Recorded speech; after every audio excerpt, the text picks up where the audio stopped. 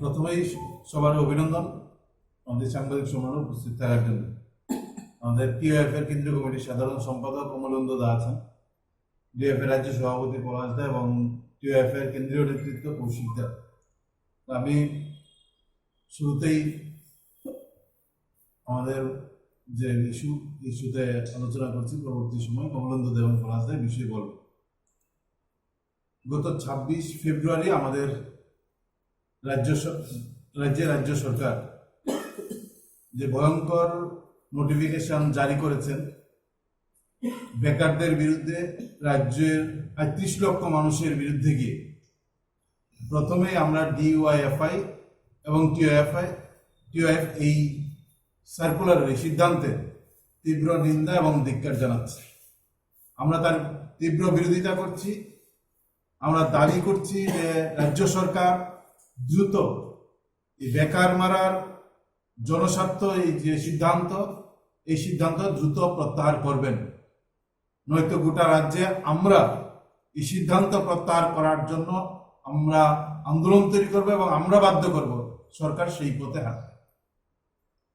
রাজ্যের সরকার তৈরি হওয়ার আগে আমরা শুনেছিলাম আমাদের রাজ্যের প্রতিটা কোনায় কোনায়, আগরতলার আস্তাবল থেকে সাবরুম পর্যন্ত, সাবরুমের ছোটগেল পর্যন্ত যে আলোচনা চালিয়েছিলেন যে বছরে 50,000 বেকারের কর্মসংস্থান। আমরা এই বক্তৃতা শুনেছিলাম যে আমাদের দেশের তাবর তাবর বিজেপির নেতারা, কেন্দ্রীয় মন্ত্রী এসে আগরতলা রাজধানীতে দাঁড়িয়ে তারা বক্তৃতা করেছিলেন যে রাজ্যের বামফ্রন্ট সরকার 5 বছর ফিক্সড রেখে তারপর তাদের রেগুলার করছেন। ভারতবর্ষের এই প্রথা কোনো জায়গায় নেই। বামফ্রন্ট সরকার অমানবিক, ফলে বিজেপি সরকার তৈরি হলে ফিক্সড বলতে কোনো জিনিস থাকবে না, সবাইকে রেগুলার করবে। এবং এই ফিক্সডের বিরুদ্ধে তারা গোটা রাজ্যে মানুষকে বিভ্রান্ত করেছিলেন। বামফ্রন্ট সরকারের বিরুদ্ধে কুৎসা তারা সেদিন রটনা করেছে। আমরা দেখেছিলাম রাজ্য সরকার বিজেপি 2018 সালের মার্চ মাসের 3 তারিখ ক্ষমতা দখল করেন। 9 তারিখ শপথ গ্রহণ করার পর ফার্স্ট ক্যাবিনেট মিটিং এ রাজ্য সরকার সিদ্ধান্ত গ্রহণ করেন নিউ রিক্রুটমেন্ট পলিসি তারা লাগু করবেন। ফলে এই মুহূর্তে তারা কোনো ধরনের নিয়োগ তারা করবেন না, তারা নতুন পলিসি অ্যাপ্লাই করবেন। তার জন্য তারা নিউ রিক্রুটমেন্ট পলিসি ইন্ট্রোডিউস করবেন। তার জন্য প্রায় 1 বছর কোনো নিয়োগ করেননি। রাজ্যের মানুষও মনে করেছিল সম্ভবত নিউ রিক্রুটমেন্ট পলিসির মাধ্যমে রাজ্য সরকার বেকারদের সহজে আরো দ্রুত কিভাবে ব্যাপকভাবে নিয়োগ করা যায় তার প্রস্তুতি সম্ভবত নিচ্ছিলেন। ওই সময় আমরা দেখছিলাম পূর্বতন বামফ্রন্ট সরকার টিএসআর এর একটা ব্যাপক অংশের ইন্টারভিউ নিয়ে সমস্ত প্রস্তুতি সেরে রেখেছিলেন, পুলিশের ইন্টারভিউ নিয়ে সমস্ত প্রস্তুতি সেরে রেখেছিলেন। এরকম বেশ কিছু ডিপার্টমেন্টে, এমনকি নার্সিং এর প্রায় 350-এর উপর সেখানে পোস্ট ক্রিয়েট করে ইন্টারভিউ কল করেছিলেন। এই সমস্ত নিয়োগ প্রক্রিয়া যা সম্পূর্ণ ছিল, জাস্ট অফার ছাড়া বাকি ছিল, সমস্ত কিছু বাতিল করে দিলেন। সেই নিয়োগ প্রক্রিয়া বন্ধ করে দিলেন নিউ রিক্রুটমেন্ট পলিসির নাম করে। কিন্তু নিউ রিক্রুটমেন্ট পলিসি আমাদের রাজ্যের এই সরকার লাগু করলো। লাগু করার পর আমরা দেখছি রিক্রুটমেন্ট প্রক্রিয়া সম্পূর্ণভাবে বন্ধ করে দিলেন। বিদ্যুৎ দপ্তর থেকে স্বাস্থ্য দপ্তরে শুরু করলেন আউটসোর্সিং এর মাধ্যমে লোক নিয়োগ। সেখানে ব্যাপকভাবে সে একদিকে প্রতারণা, একদিকে কমিশন বাণিজ্য, আরেকদিকে হচ্ছেন যারা নিয়োগ হচ্ছেন যুবকরা, যুবতীরা, তাদের রক্ত ঘামে কিছু মানুষ তাদের টাকার পাহাড়কে পর্বতে পরিণত করছেন। যারা মিনিমাম টাকাই সেখানে কঠোর পরিশ্রম করছেন, মাসের শেষে কি একাধিক মাস, একের পর এক মাস পেরিয়ে যাওয়ার পরও তাদের বেতন তাদের হাতে তুলে দিচ্ছেন। সমস্ত জায়গায় নিয়োগ প্রক্রিয়া বন্ধ। দেশের প্রধানমন্ত্রীর ছবি, দেশের স্বরাষ্ট্রমন্ত্রীর ছবি লাগিয়ে আমরা দেখেছিলাম বড় বড় হোর্ডিং গোটা রাজ্যের মধ্যে লাগিয়ে দিয়ে হয়েছিল টিএসআর এ ব্যাপক নিয়োগ করা হবে। সেই বিজ্ঞাপন গোটা রাজ্যের মধ্যে ছেয়ে গিয়েছিল। বড় বড় হোর্ডিং এ সেখানে প্রধানমন্ত্রীর ছবি, মুখের ছবি লাগিয়ে সেই প্রচার করা হয়েছিল টিএসআর পুলিশের নিয়োগের ছবি। আমরা দেখলাম আজকের একটা শব্দ টিএসআর নিয়োগের প্রশ্ন নেই, পুলিশের নিয়োগের প্রশ্ন নেই। রাজ্যের টিএসআর কে বহিরাজ্যে নিয়ে যাওয়া হচ্ছে।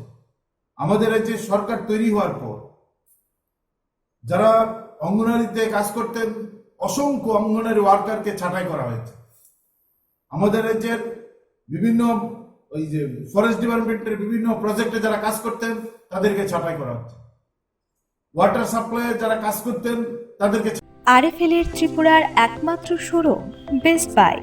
বেস্ট বাইয়ে আপনারা পাচ্ছেন নিত্য নতুন আধুনিক ঘর সাজানোর উপযোগী বিভিন্ন Regal furniture, RFL plastics, Italiano melamine, RFL gas stove, RFL toys, RFL bedding item Comfy এবং আরএফএল স্যানিটারি আইটেমের বিভিন্ন সামগ্রী।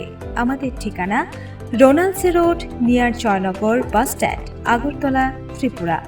আমাদের ফোন নম্বর 9774185672। যুবকটার যুবতীটার বাবা বিজেপির মিছিলের সামনের সারিতে থাকে, যে যুবক যুবতীর মা মহিলা মোর্চার মিছিলের সামনে থাকেন, তার ঘরের মেয়েটা এই সিদ্ধান্তের ফলে সবচেয়ে বেশি ক্ষতিগ্রস্ত হবে। যে বিজেপির নেতা মনে করছেন বিজেপি আসতে সরকারি চাকরিটা পাবেন, তার ছেলে তার মেয়ে আজকে ওই 7 পাস করে একটা এজেন্সির কাছে যেতে হবে চাকরির জন্য, সরকার তার ছেলে মেয়ের চাকরির গ্যারান্টি করবে। ফলে এই যে পলিসি তারা তৈরি করেছেন, এই পলিসির ফলে দলমত নির্বিশেষে বিজেপির ঘরের ছেলে মেয়ে বেকার যুবক যুবতী, বামপন্থী ঘরের ছেলে মেয়ে বেকার যুবক যুবতী, কোন রাজনীতি করুক আর না করুক সেই ঘরের ছেলে বেকার যুবক যুবতী, সর্বোচ্চ ধনী ঘরের উচ্চবিত্ত ঘরের থেকে খেটে খাওয়া মানুষ ঘরের ছেলে, উচ্চ শিক্ষিত ছেলে মেয়েটা সবাই এই সিদ্ধান্তের ফলে, সবাই, তার মানে হচ্ছেন গোটা রাজ্যের ৩১ লক্ষ মানুষ এই সিদ্ধান্তের ফলে ক্ষতিগ্রস্ত হবে। ফলে এই সিদ্ধান্তের বিরুদ্ধে আমাদের যে লড়াই, এই লড়াইকে আমরা তীব্র করতে চাই। আমরা বলবো যারা বিধানসভা নির্বাচনের আগে আমাদের রাজ্যে এসে এই ফিক্সড চাকরি, বামফ্রন্ট সরকার বেকারদের বিরুদ্ধে, বেকারদের সঙ্গে অবমাননা করেছেন, অত্যাচার করছেন, প্রতারণা করছেন, এই কথা বলে যারা চিৎকার করতেন, আমরা জিজ্ঞেস করতে চাই 3টে বছর তো অতিক্রান্ত, ফিক্সডের বিরুদ্ধে আপনারা বামফ্রন্ট সরকারের সময় চিৎকার করতেন।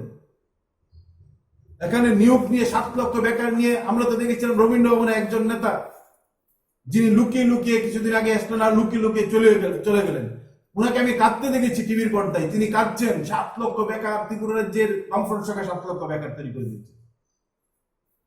নেতারা এখন কেন আসছেন না? আপনারা, আপনাদের সরকার, আসুন, মানুষের সামনে দাঁড়ান, কথা বলুন, মিডিয়ার সঙ্গে কথা বলুন, মানুষের প্রশ্নের উত্তর দিন। আমরা দেখছি একজন নেতা তো আসছেন না, একজন নেতা এসেও তো এই কথাগুলো বলছেন না। ফিক্সড চাকরির বিরুদ্ধে যেভাবে চিৎকার করেছেন বামফ্রন্ট সরকারের বিরুদ্ধে, আজকে চাকরির দরজাটা সম্পূর্ণভাবে বন্ধ করে দিয়ে আউটসোর্সিং এ নিয়োগ করার সিদ্ধান্ত নিচ্ছেন, তখন একটা শব্দ উচ্চারণ করছেন। তার সঙ্গে আমরা বলবো এই সিদ্ধান্তগুলো কার্যকরী যখন করছেন, শূন্য পদগুলো রাজ্যে বামফ্রন্ট সরকার ছিল, আমাদের দেখলে এখনো প্রতিটা গ্রামে গ্রামে ওই যারা মাতব্বররা আছেন, নেশাগ্রস্ত ছাড়া রাজনীতি করতে পারেন না, উচ্ছৃঙ্খল বখাটে যুবকরা আমাদের যুবকদের দেখলেই শুধুমাত্র বলেন 25 বছর অনেক করেছিস। আমরা বলছিলাম, এখনো সেই বুকে হাত দিয়ে বলতে পারি বামফ্রন্ট সরকারটাকে আমরা ডিএফআই টিএফ যারা করি বন্ধু সরকার বলি, এই কারণেতে যে 25টা বছর বামফ্রন্ট সরকার ছিল, একটা শূন্য পদ অবলুপ্তি হয়নি। এই সিদ্ধান্ত তৎকালীন বামফ্রন্ট সরকার গ্রহণ করেনি। এটা কেউ দেখাতে পারবেন না যে বামফ্রন্ট সরকারের সময় একটা শূন্য পদ অবলুপ্তি হয়েছে। বামফ্রন্ট সরকারের সময় প্রতিদিন গড়ে 11 জনের সরকারি কর্মসংস্থান হয়েছে, প্রতিদিন গড়ে 11 জনের কর্মসংস্থান হয়েছে। আর এই সরকারটা 3 বছর হয়েছে, 5000 শূন্য পদ অবলুপ্তি করে দিয়েছে। 5000 শূন্য পদ অবলুপ্তি করে দিয়েছে। 1000-এর উপর স্কুল বন্ধ করার সিদ্ধান্ত গ্রহণ করেছেন সরকার। বলে এইরকম সিদ্ধান্ত রাজ্যের একটা সরকার গ্রহণ করতে পারে না। এই সিদ্ধান্ত বেকারদের বিরুদ্ধে কি? তার সঙ্গে আরেকটা ভয়ঙ্কর যে কথাগুলা আমরা শুনছি না, আপনারা দেখবেন যে আমাদের রাজ্যের জিআরএস এ যারা চাকরি করছেন, তারা চাকরি করছেন, কোর্ট সেখানে এই প্রশ্নে স্ট্রিক্টলি বলেছেন যারা কাজে আছেন তাদেরকে সরানো যাবে না।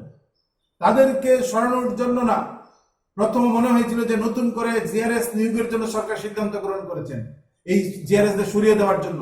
সেদিন রাজ্যের মানুষ, আমরাও সেদিন বুঝিনি, জিআরএস এর নিয়োগের নামে ইন্টারভিউ কল করা হয়, সেখানে ফর্ম ফিল আপ করা হয়। ফর্ম ফিল আপ করতে গিয়ে টাকা দিতে হয়েছে যারা ইন্টারভিউ দিয়েছে, লক্ষ লক্ষ ছেলে সেখানে ফর্ম ফিল আপ করেছেন, টাকা জমা দিয়েছেন।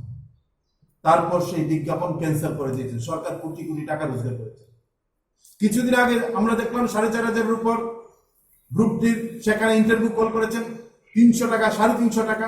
যারা এসসি এসটি তারা 50 টাকা ছাড়, 300 টাকা, 350 টাকা দিয়ে অনলাইনে ফর্ম ফিল আপ করেছেন। হাজার হাজার ছেলে মেয়ে সেখানে ফর্ম ফিল আপ করেছেন। সরকার কোটি কোটি টাকা তাদের ফর্ম ফিল আপের মধ্যে দিয়ে ভরে নিয়েছেন। যেদিন ফর্ম ফিল আপের ডেট শেষ হয়েছে তার পরের দিন সরকার বিজ্ঞাপন দিয়ে বলেছেন যে এই নিয়োগ প্রক্রিয়া বাতিল। ফলে বুঝতে হবে সরকার কি ভয়ঙ্কর, বেকারদের লুপ দেখিয়ে ফর্ম ফিল আপ করাচ্ছেন আর ফর্ম ফিল আপে টাকা লাগিয়ে দিচ্ছেন, সেই টাকা দিয়ে ফর্ম ফিল আপ করছেন, কোটি কোটি টাকা সরকারের ঘরে যাচ্ছেন, তারপর বিজ্ঞাপনটা বাতিল করে দিচ্ছেন। শুধু চাকরি দেওয়ার না, দেওয়ার নাম করে আমাদের কিভাবে চুষছেন, যুবকদের কিভাবে নিংড়ে নিচ্ছেন সরকার, এই কথাগুলা আমাদের বলা দরকার। যে ইন্টারভিউ নাম করে যে টাকা সরকার সংগ্রহ করছেন, এই টাকা কোথায় যাচ্ছে? কেন যুবকদের রক্ত ঘামের টাকায় সরকার ফুলে ফেপে উঠছেন? কেন এরকম ভাবে যুবকদের সঙ্গে এই প্রতারণা? ইন্টারভিউ নাম করে টাকা রোজগার করছেন কোটি কোটি টাকা, তারপর ইন্টারভিউটা আরে বিজ্ঞাপন, ইন্টারভিউর যে বিজ্ঞাপন তা বাতিল করে দিচ্ছে। এই যে বেকারদের বিরুদ্ধে গিয়ে মিনিমাম ওয়েজে বেসরকারি হাতে তুলে দিয়ে অফিসার থেকে ক্লার্ক নিয়োগের যে সিদ্ধান্ত করেছেন, এই সিদ্ধান্তের ফলে শুধুমাত্র বেকার ক্ষতিগ্রস্ত হবে না, তার সঙ্গে গোটা রাজ্যের প্রতিটা পরিবার ক্ষতিগ্রস্ত হবে। এই সিদ্ধান্ত ভয়ঙ্কর সিদ্ধান্ত। এই সিদ্ধান্ত থেকে সরকারকে সরে আসতে হবে। তার সঙ্গে যুক্ত হচ্ছে আমাদের রাজ্যের সরকারের সমস্ত গোপনীয়তার বিষয়। Auditor, inspector, programme manager, scientific assistant, librarian থেকে শুরু করে এই যে গুরুত্বপূর্ণ যারা যে দায়বদ্ধতা নিয়ে সরকার পরিচালনা ক্ষেত্রে গুরুত্বপূর্ণ ভূমিকা পালন করতে সরকারের কাজে যুক্ত হয়ে, উনি যখন একটা বেসরকারি এজেন্সি হয়ে এই কাজে যুক্ত হবেন, তখন সেই দায়বদ্ধতা তার থাকবে না। আর এই নিয়োগের মধ্যে তৈরি হবে প্রাতিষ্ঠানিক রূপ পাবে বিজেপি সরকারের নেতৃত্বে কমিশন বাণিজ্য। সরকারি কমিশন বাণিজ্য প্রতিষ্ঠা করবেন আমাদের সরকার। এই পলিসির মধ্য দিয়ে প্রতিষ্ঠা করবেন, সরকারের নেতৃত্বে প্রতিষ্ঠিত হবে দুর্নীতি, এবং এই দুর্নীতি প্রতিষ্ঠা করার জন্য সরকার দায়িত্ব নেবে। এর মধ্য দিয়ে যারা এই কমিশন বাণিজ্যের মাথায় বসবেন, যারা নিয়োগ করতে হবেন, সরকারের একটা অংশ রাজনৈতিক নেতা এবং এজেন্সি, এই তিনে মিলে সরকারের লোক, শাসক, রাজনৈতিক নেতৃত্ব এবং এজেন্সি, এই তিনে মিলে যে কমিশন বাণিজ্যের যে আঁকড়া তৈরি করবেন, তার মধ্যেই যুক্ত হবে বিভিন্ন কেলেঙ্কারি, তার মধ্যেই যুক্ত হবে দুর্নীতি। বলে সরকার দুর্নীতিকে প্রতিষ্ঠিত করতে চাই, সরকার দুর্নীতিকে, কমিশন বাণিজ্যকে প্রতিষ্ঠিত করতেই এই সিদ্ধান্ত গ্রহণ করছে।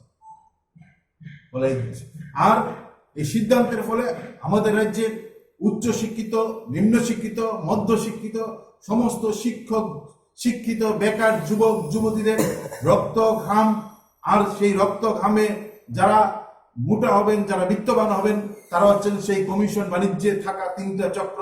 একটা হচ্ছেন সরকারি লোক, একটা হচ্ছেন রাজনৈতিক নেতা, আরেকটা হচ্ছেন ওই এজেন্সির লোক। এই তিনটা অংশের লোক তারা ফুলে ফেপে উঠবেন ওই যুবক, শিক্ষিত বেকার যুবক যুবতীদের রক্তে ঘামের টাকায়। ফলে এইরকম মিনিমাম টাকায় কন্ট্রাকচুয়ালি আউটসোর্সিং এর মাধ্যমে যে নিয়োগের সিদ্ধান্ত গ্রহণ করেছেন, এই সিদ্ধান্ত থেকে সরে আসতে হবে। সরকার মনে করেছেন 3 বছর সরকারটা পরিচালনা করছে, একটার পর একটা সরকার সিদ্ধান্ত গ্রহণ করছেন বেকারদের বিরুদ্ধে, রাজ্য সরকারের বিরুদ্ধে। আর সরকার মনে করছেন যে এই আমাদের এই ভয়ঙ্কর সিদ্ধান্তের বিরুদ্ধে রাজ্য জুড়ে সেইভাবে আন্দোলন হচ্ছে না, মানুষ রাস্তায় নামছে না, এবং মানুষ যেন রাস্তায় নামতে না পারেন তার জন্য সরকার দায়িত্ব নিয়ে সমাজদ্রোহীদের প্রতিটা এলাকায় ফিট করে দিয়েছেন যে আমরা সরকারের থেকে সমস্ত যা প্রতিশ্রুতি তার বিরুদ্ধে গিয়ে জনবিরোধী সমস্ত সিদ্ধান্ত আমরা লাগু করব।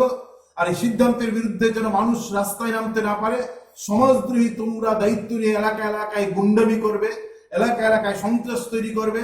আর এই সন্ত্রাস তৈরি করার মধ্য দিয়ে আমরা আমাদের সমস্ত জনবিরোধী সিদ্ধান্ত রূপায়ণ করব, তোমরা তোমাদের সন্ত্রাস চালিয়ে যাবে।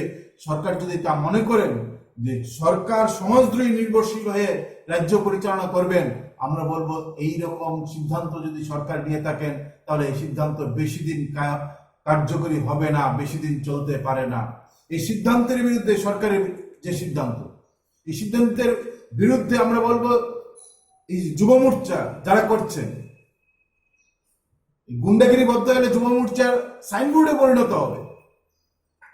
গোটা দেশে যখন তেলের দাম, পেট্রোলের দাম, ডিজেলের দাম 100 টাকায় ছুঁই ছুঁই, তখন রাজ্য সরকারকে অভিনন্দন জানিয়ে যুব মোর্চা বাইক র্যালি করছে। লজ্জা থাকা উচিত ছিল যুব মোর্চার এই বাইক র্যালি, যে কিছুদিন আমাদের ডিএফ এর প্রোগ্রামকে বানচাল করার জন্য রাজ্য সরকারকে অভিনন্দনের নামে গোটা রাজ্যে যে বাইকের র্যালি করেছে। 100 টাকা যখন তেলের দাম হচ্ছেন, যুব মোর্চা বাইক র্যালি করছে। আজকে আমাদের রাজ্যের সমস্ত শিক্ষিত বেকার যুবক যুবতীদের জীবন যখন অন্ধকারাচ্ছন্ন, তখন যুব মোর্চার একটা শব্দ উচ্চারণ করার ক্ষমতা নেই। কারণ যুব মোর্চার নেতা যদি এই প্রশ্নে বেকারদের স্বার্থে একটা কথা বলে, তাহলে এই যুব মোর্চার নেতারা বিজেপি করতে পারবেন না।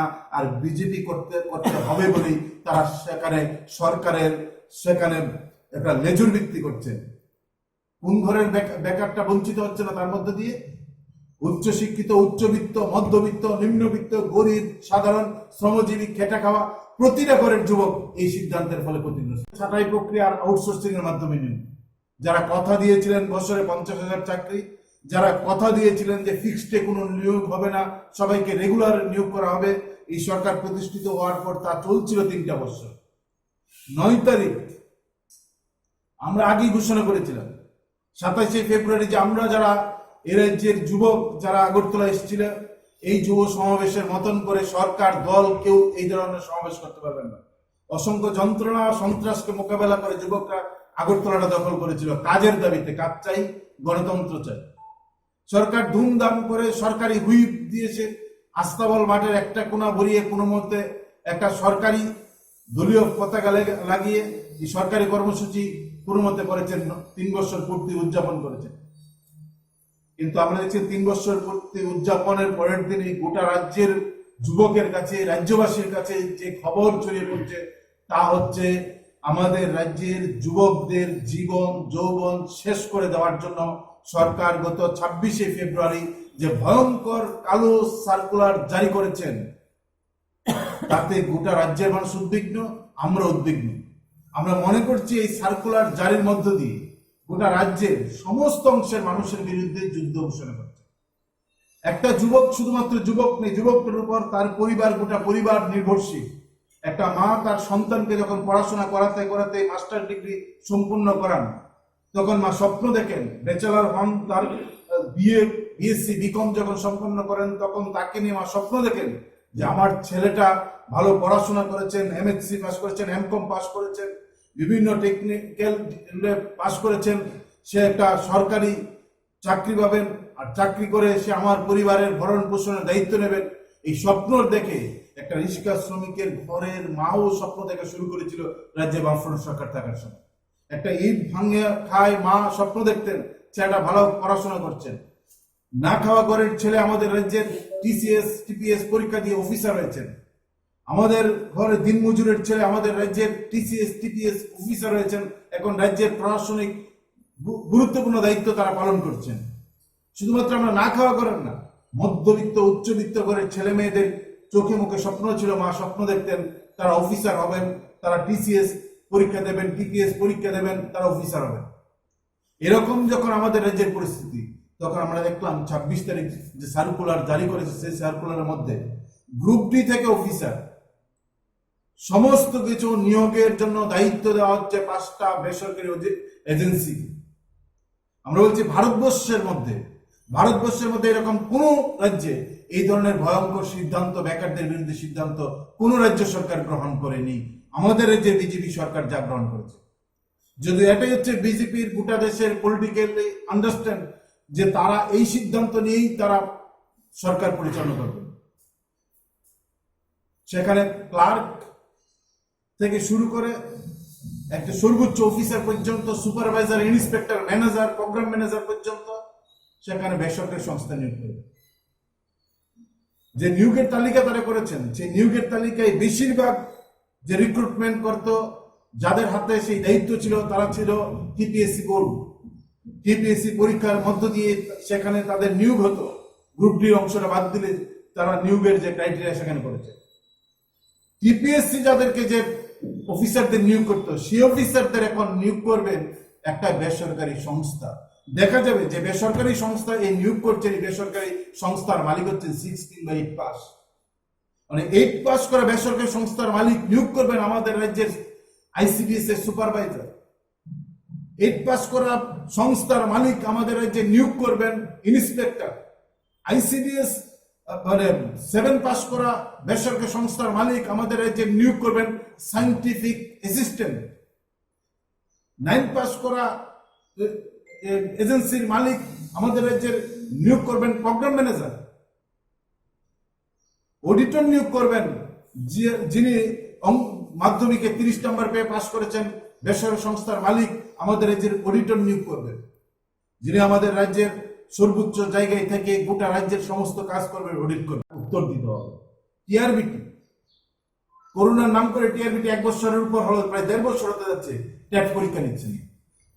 বলছি করোনার নাম করে, করোনায় যদি রাম মন্দিরের ভিত্তিপ্রস্তর স্থাপন হতে পারে, করোনায় যদি গোটা দেশের মধ্যে সব কাজ হতে পারে, আমাদের রাজ্যে শুধুমাত্র ট্যাট পরীক্ষাটা হতে পারে না।